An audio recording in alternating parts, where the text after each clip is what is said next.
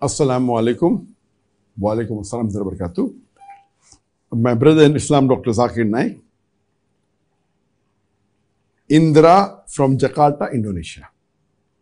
Which is better, doing dawah alone or to join a dawah organization? Question 1. Question 2. What's your opinion about Tabligh Jama? About Jama Tabligh? Can we join it for dawah? And the third question. Why does Dr. Zakir Naik not join other dawah organizations? As far as the first question is concerned, what is better? Doing dawah alone or doing dawah by joining a dawah organization? The answer is, whichever is more beneficial, whichever way you can do more dawah, that's better. But generally, doing dawah by joining a dawah organization is more beneficial. Because you do it collectively, you do it in a jama, there's more barakah and it is more effective. Now, when you're doing dawah in an organization, it is properly structured, you have many people in it, maybe tens, hundreds, thousands, depending upon the organization you join. It is more structured, you have people to help you, the people to correct you, you can help other people. So, always doing dawah through an organization is multiple times beneficial than doing individually.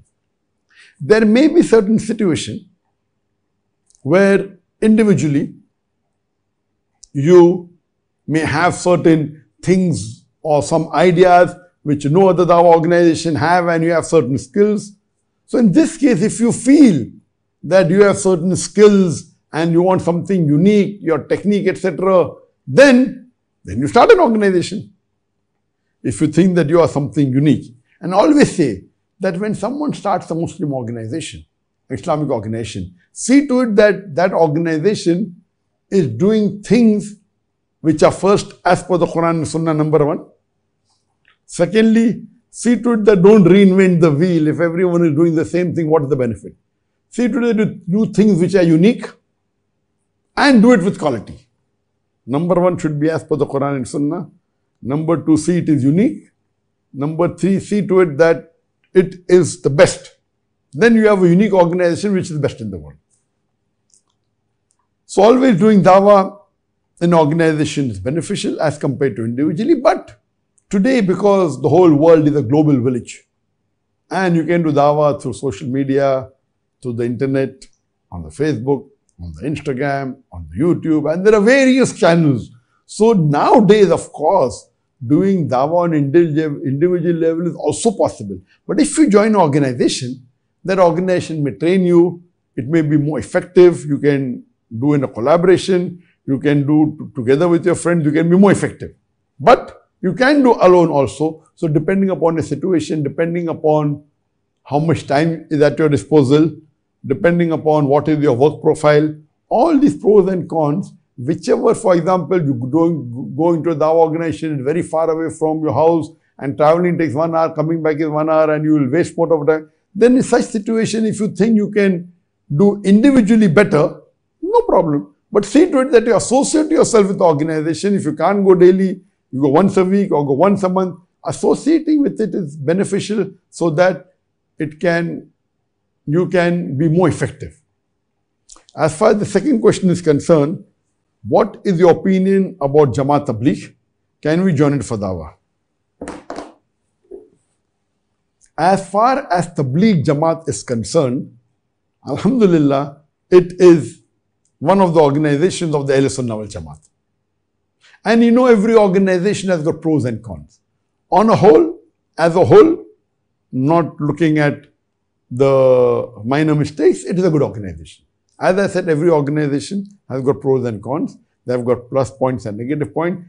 Tabligh Jamaat is basically not an organization that is focusing on the non-Muslims. They are mainly focusing on the Muslims. What they are doing is not tabligh. Tabligh mainly means dawah, giving the message to the non-Muslim. What they actually do is islah. Islah means to improve, to repair, to correct. And they're doing it. They're doing an excellent job. And they make sharabi kababi into namazi. They go door to door, they keep on knocking, and they see to it, they tell the Muslims, why don't you come to the mosque? Why don't you offer salah? Why don't you fast? So as far as Islam is concerned, they are doing an excellent job. And it is one of the largest Muslim organization in the world. They are not so much for media, but yet the network is very good. Even though they are not so much involved in media, but the network is good, and the conferences they have, the gathering they have is in large number. It's in thousands, tens of thousands, hundreds of thousands, even millions. They're very good. One of the major drawbacks as far as I'm concerned is that they give importance to a book called as Tabligh Nisab, a book Tabligh Nisab, or it's called as Fazail Amal. So in India and Pakistan, and these people, of course, they are on Quran, they are on Sunnah, but in their circles, in their durus, they study more of this book than Quran Sunnah. But not that they don't follow Quran Sunnah, they follow Quran Sunnah. And in this book, there are many stories, etc. Some, and there are hadiths which are zaif. So this is a drawback. But the Tabligh Jamaat in the Gulf country, they read Riyadh al-Salihin. So this is good. Riyadh al-Salihin is a wonderful book. It's a wonderful book of hadith. And every Muslim home, besides the Quran, should have this book also. So in the Gulf country, the Tabligh Jamaat focus more on Riyadh al-Salihin. But in India, Pakistan, Bangladesh, they focus more on Tabligh Nisab, or known as Fazail Amal. So this is a drawback. Otherwise, the organization is doing good work from the Ahl Sunnah wal Jamaat. And I'm aware that one of the Gulf countries has called them, and called them as an organization involved in terrorism. And that time I give my worry that by no way is the Tabligh Jamaat involved in terrorism. There may be one or two members who have done something wrong, so you cannot blame the organization because of one or two members. So as a whole, Tabligh Jamaat is from the Ahl Sunnah wal Jamaat, and as a whole, they are doing good work, mashallah.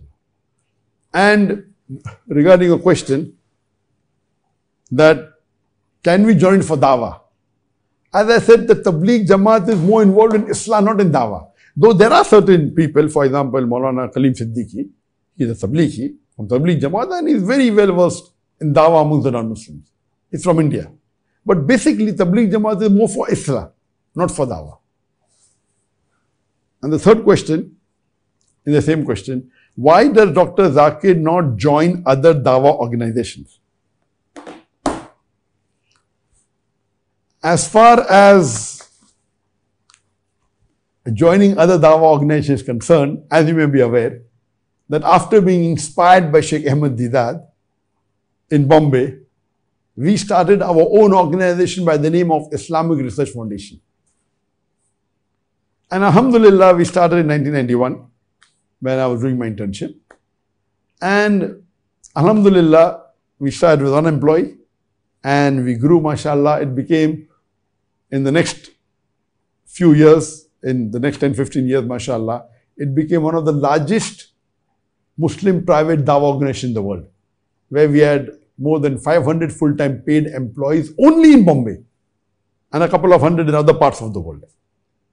And it was the largest private Muslim dawah organization, alhamdulillah, Allah blessed it. So much so that we were so effective that, mashallah, thousands of non-Muslims accepting Islam in India. So much so that the Indian government, after Modi came to power, started laying allegation that we're involved in terrorism. Then they wrote a letter to the Interpol and they refused it. Then they changed the allegation from terrorism to hate speech. Again, the Interpol refused. Then they changed it to money laundering. So because of this, in 2016, I had to do hijrah. So to say that why don't I join other organizations, I myself am involved in many organizations. I was the president of Islamic Research Foundation. Now the government has banned it. Even the IRF Educational Trust, where there were schools. But most of the organization that I was actively involved, I was the main person involved. As the main trustee, you can call it the president, or you can call the main person involved, so that I could do at my own free will. I'm a person who's very strict as per the Quran and Sunnah. As far as other organization is concerned, alhamdulillah, I personally cooperate with most of the leading dawah organization in the world. As far as the dawah organizations are concerned in the world, alhamdulillah, summa alhamdulillah, I am in touch with most of the leading dawah organizations in the world from different parts of the world, whether it be America, UK, Europe, Australia, Africa, alhamdulillah. So much so that, mashallah, I am in touch with the heads of most of the popular mainstream dawah organizations in the world from different countries. And what we used to do, that when we had the conference, we had the, mashallah, one of the largest Islamic conference in the world, and we used to call people from all different organizations. And I believe, except for those Muslim organizations which were involved in too much of bidat and shirk, that we abstained from. As a whole, always believe, as Allah says in the Quran in Surah Imran, chapter 3, verse number 103, وَاتَصِمُوا بِحَبْلِ اللَّهِ جَمِيعًا وَلَا تَفَرَّقُوا. Hold to the rope of Allah strongly and be not divided. The rope of Allah is the glorious Quran and the Sahih Hadith. So, we used to cooperate with as many Muslim dawah organizations as possible, except those Muslim organizations who were involved in too much of bidat and shirk, we used to stay away from. Otherwise, and when we had conferences, we used to call the main speakers from all the organizations. When we started having conference in 2007, 8, 9, 10, 11, so we had for 5 years, it became so popular. So in India, we used to call people from different organizations. We used to call from Deoband, we used to call from Nadwa, from Jamaat Islam, from Ahl Hadith, the Hanafi, the Shafi, the Salafi, and we have one platform. And we give a platform to all so that we collaborate and we work together. We may have our small differences, but we collaborate together and we are united. So always, whenever you have an organization, or see to it that you cooperate with the other Muslim dawah organization so that you can be more effective. So this has been a policy, and yes, we had a policy of collaborating and supporting various dawah organizations, not only with techniques, with materials, even financially.